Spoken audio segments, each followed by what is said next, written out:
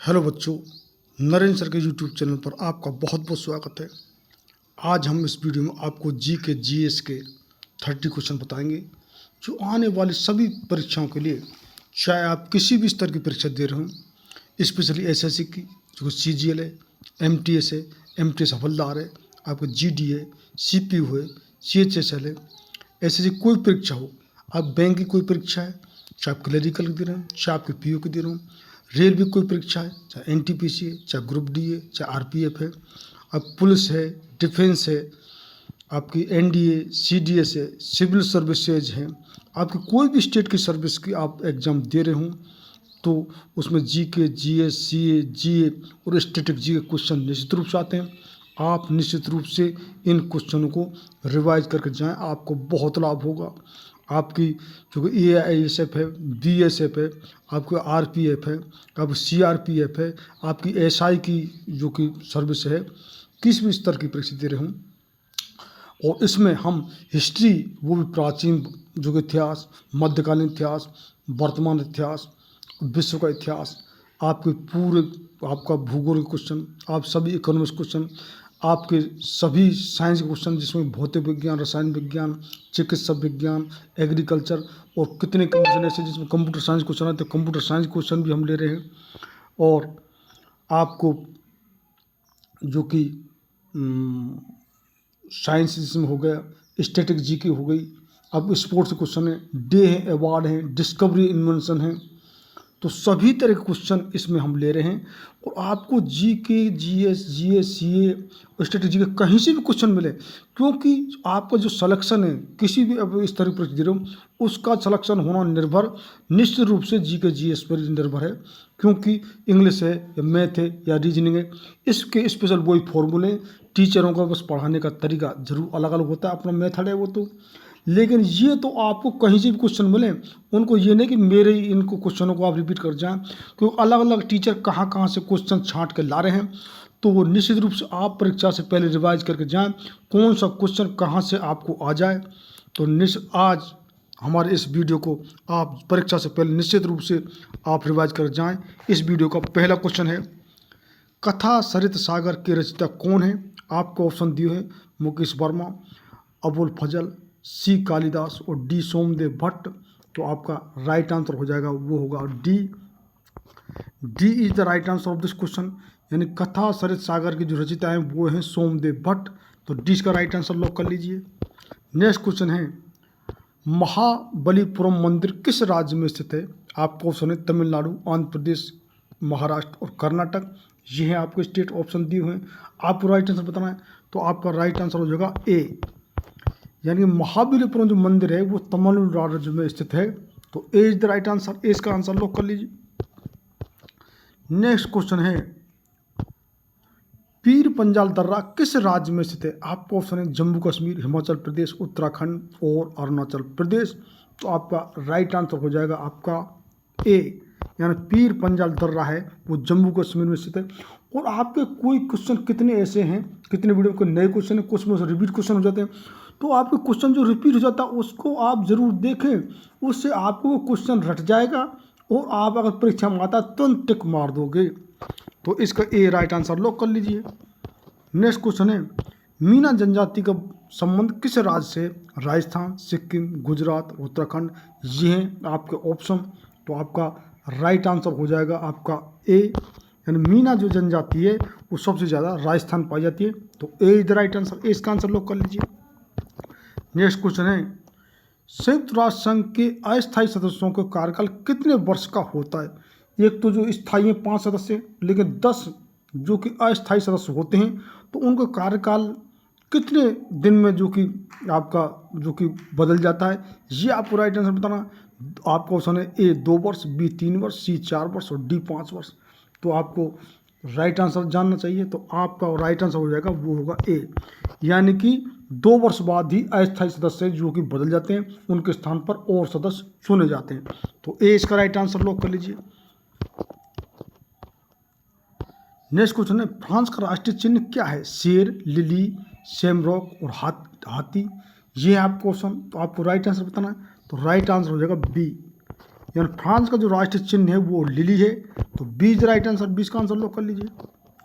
Next question है तुलसीदास के गुरु कौन थे? आपको ऑप्शन है ए कोंडदेव, बी महाप्रभु वल्लभाचार्य, सी बाबा नरहरि और डी स्वामी बिरजानंद।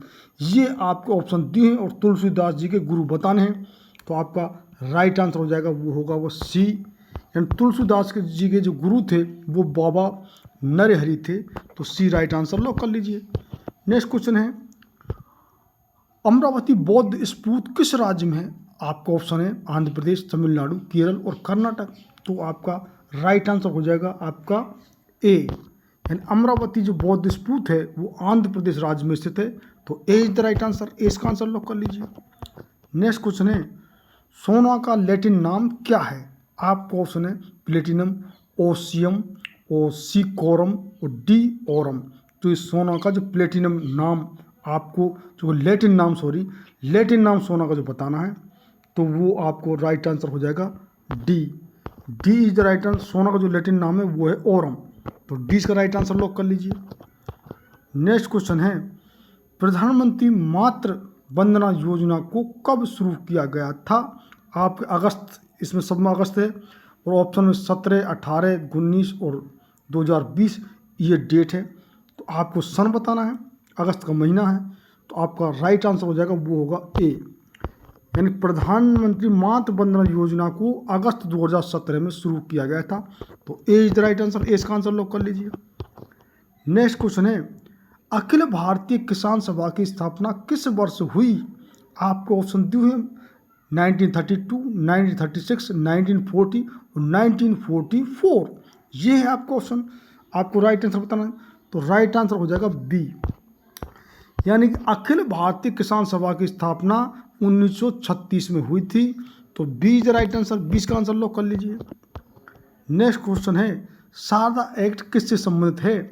आपको ऑप्शन है सती प्रथा, विधवा विवाह, बाल विवाह या बाल मजदूरी, तो आपका जो कि राइट आंसर हो जाएगा वो होगा सी, यानी शारदा जो एक्ट है वो बाल विवाह संबंधित है, तो सी इज राइट आंसर, सी का आंसर लॉक कर लीजिए। नेक्स्ट क्वेश्चन है ब्यास नदी का उद्गम स्थल कहाँ स्थित है? आपको ऑप्शन दिए हिमाचल प्रदेश, यमुनोत्री या सी अरावली पर्वत और डी बैतुल मध्य प्रदेश, तो आपको ब्यास नदी का उद्गम स्थल बताना है, तो आपका राइट आंसर हो जाएगा वो होगा ए, यानी ब्यास नदी का जो उद्गम स्थल है वो है हिमाचल प्रदेश, तो ए इज द राइट आंसर, ए इसका आंसर लॉक कर लीजिए।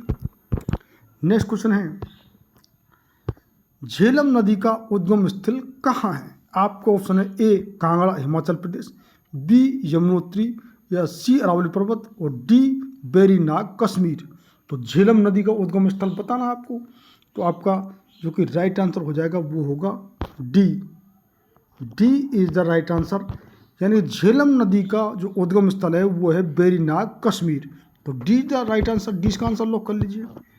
नेक्स्ट क्वेश्चन है कनाडा कप किस खेल संबंधित है? आपको ऑप्शन दिए बास्केटबॉल, बी गोल्फ, सी पोलो और डी शतरंज, तो आपको राइट आंसर बताना है, राइट आंसर इसको हो जाएगा B, B is the right answer, यानी कनाडा कप है जो गोल्फ खेल से संबंधित है, तो इसका बी राइट आंसर लॉक कर लीजिए।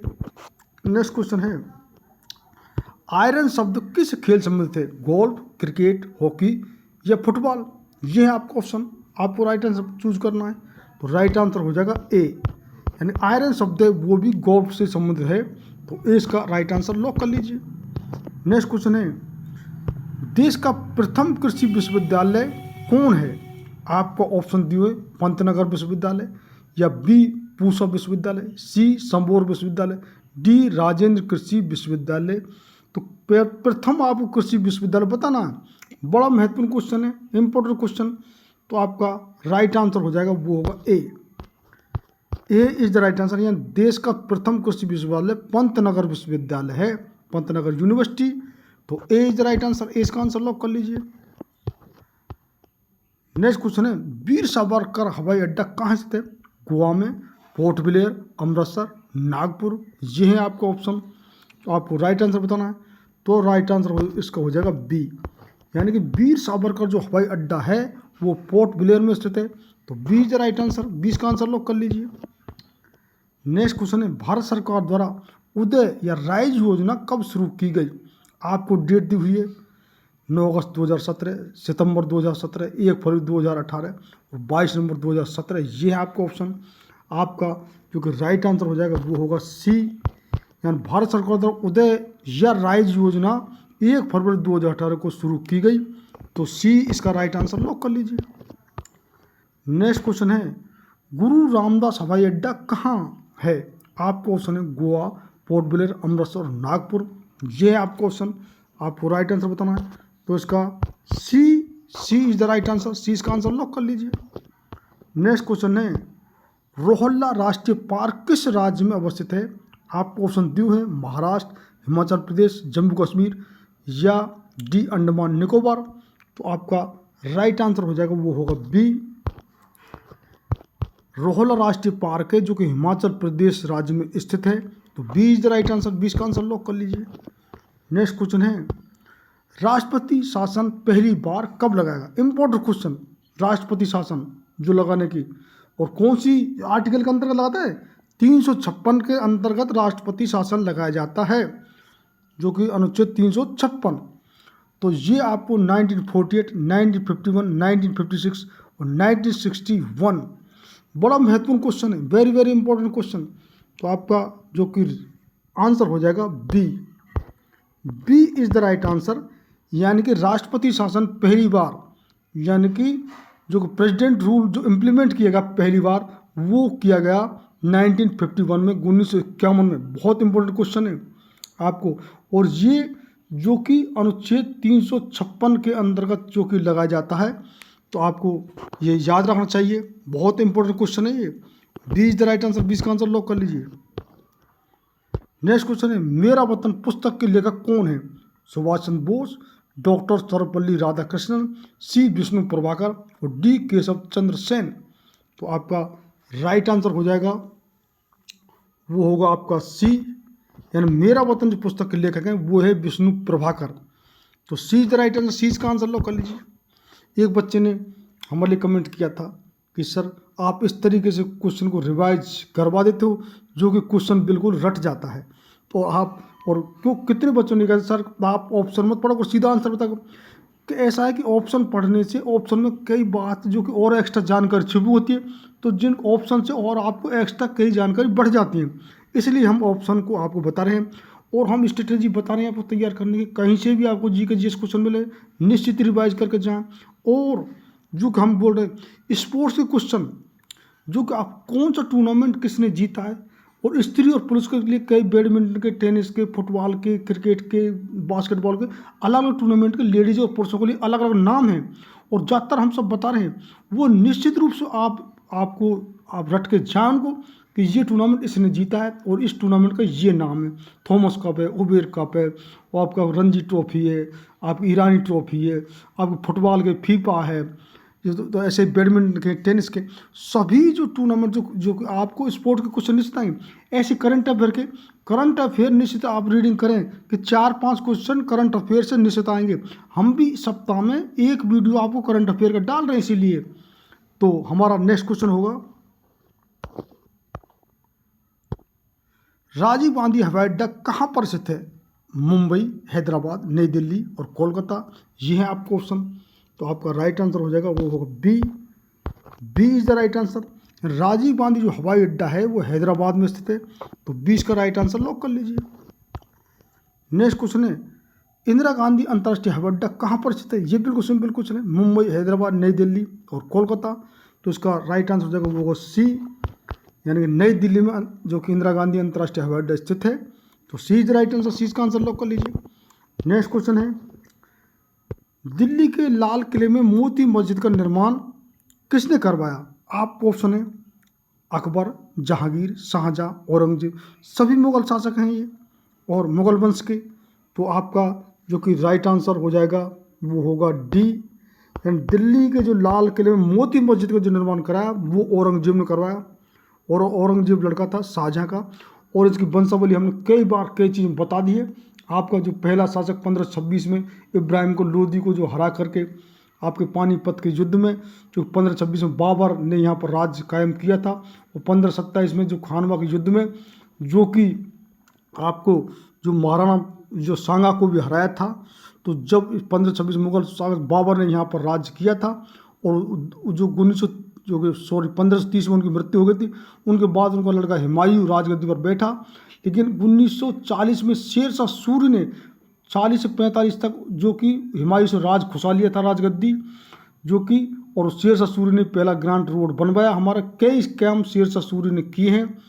और फिर दोबारा मुगल शासक फिर आ गया जो कि हुमायूं, और फिर हुमायूं का लड़का था अकबर, और जो कि सबसे लंबा राज किया है अकबर। और वो जो कि बहुत प्रसिद्ध जो कि शासक जो बादशाह रहे।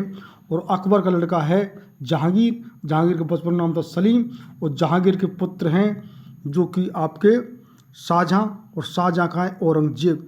और इस तरीके से ये, और लास्ट जो मुगल बादशाह जो अंग्रेज जो खिलाफ 1857 जो क्रांति के नायक थे, वो बहादुर शाह जफर द्वितीय थे। तो इस तरह से मुगल वंश की ये वंशावली है। तो डी इसका राइट आंसर लॉक कर लीजिए। हम जो इतिहास की कोई एक्स्ट्रा जानकारी वो आपको पूरी डिटेल इसलिए बता रहे हैं कि आपको एक्स्ट्रा कोई क्वेश्चन फंस जाए तो आपको हल कर सकते हैं।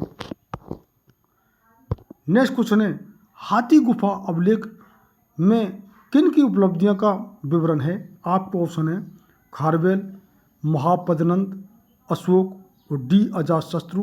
तो आपका राइट आंसर हो जाएगा वो होगा ए इज द राइट आंसर। यानी हाथी गुफा का अभिलेख में जिनकी उपलब्धियां वो है खारवेल की। ये महापद्नंद जो बी पर आपको ऑप्शन लग रहा है, ये महापद्नंद जो कि ये नंद वंश के संस्थापक हैं, जो कि पहले हमें पता था कि हर्यक वंश रहा है, जो कि मगध में पहला जो हमारे लिखित जो कि इतिहास में जानकारी, और जो कि हर्यक वंश, और हर्यक वंश के बाद हमारा रहा है नागवंश, और नागवंश के बाद अब हमारा रहा है नंदवंश, और नंदवंश के ये संस्थापक है महापद्नंद। और इसके जो कि घनानंद था उसको नष्ट करके जो चंद्रगुप्त मौर्य ने राज किया है, और चंद्रगुप्त मौर्य के लड़के जो कि बिंबिसार, और बिंबिसार के लड़के हैं अशोक। तो ये अशोक जो कि चंद्रगुप्त मौर्य के पोते हैं। और अजातशत्रु जो कि हर्यक वंश जो रहा है उनमें से अजातशत्रु उनके वंशज हैं। तो ये एंशियंट हिस्ट्री के जो कि मगध के जो नरेशों की ये पूरी जो कि कहानी है। तो आपको ए राइट आंसर लॉक कर लीजिए। नेक्स्ट क्वेश्चन है, भारतीय राष्ट्रीय कांग्रेस के नागपुर अधिवेशन 1891 की अध्यक्षता किसने की थी? आपको ऑप्शन है A William Wedderburn, B Firoz Shah Mehta, C Anand Charlu और डी व्योमेश चंद्र बनर्जी। तो आपका जो कि राइट आंसर हो जाएगा वो होगा सी। 1891 की जो अध्यक्षता जो कि नागपुर अधिवेशन कांग्रेस की थी वो है आनंद चार्लू। तो सी द राइट आंसर, सी का आंसर लॉक कर लीजिए। नेक्स्ट क्वेश्चन, राल्फ फिच किसके शासनकाल में भारत आया था? आपको ऑप्शन है जहांगीर, अकबर, शाहजहां, औरंगजेब। तो आपका राइट आंसर हो जाएगा वो होगा बी, यानी राल्फ जो फिच है वो अकबर के शासनकाल में भारत आया था। तो B is the right answer, 20 का आंसर लॉक कर लीजिए। नेक्स्ट क्वेश्चन है, खारवेल को किस उपाधि से पुकारा जाता है? महाराज, गाजी, राज परमेश्वर या उलगा खान। तो आपका राइट आंसर हो जाएगा वो होगा ए, यानी खारवेल को महाराज की उपाधि से पुकारा जाता है। तो इस तरीके से ये हमारे 30 क्वेश्चन जो कि हमारे जीके, जीएस, सीए और स्टैटिक जीके में से हमारे क्वेश्चन होते हैं। आप किसी भी स्तर परीक्षा दे रहे हों तो निश्चित रूप से इन क्वेश्चनों को रिवाइज करके जाएं, और कहीं से भी कोई ये स्ट्रेटेजी अपनाओ, कहीं से भी जीके जीएस क्वेश्चन मिले उनको निश्चित रूप से रिवाइज करो ज़्यादा से ज़्यादा। और जिन बच्चों ने अब तक चैनल सब्सक्राइब नहीं किया है वो जरूर चैनल सब्सक्राइब कर लें, क्योंकि हम जीके जीएस के अलावा इंग्लिश भी, मैथ भी, रीजनिंग भी हमारे चैनल पर संपूर्ण तैयारी कराई जा रही है, हम वो भी बता रहे हैं। और आपका कोई भी सजेशन, सुझाव हमारा हो वो कमेंट बॉक्स में ज़रूर लिखिए, और निश्चित रूप से आप सब्सक्राइब करें, शेयर करें, लाइक करें और बेल आइकन को बटन को जरूर दबाएं, क्योंकि आप रेगुलर अपडेट हमारे वीडियो की जिससे कि आप प्राप्त करते रहें। तो लास्ट तक देखने के लिए बहुत बहुत धन्यवाद।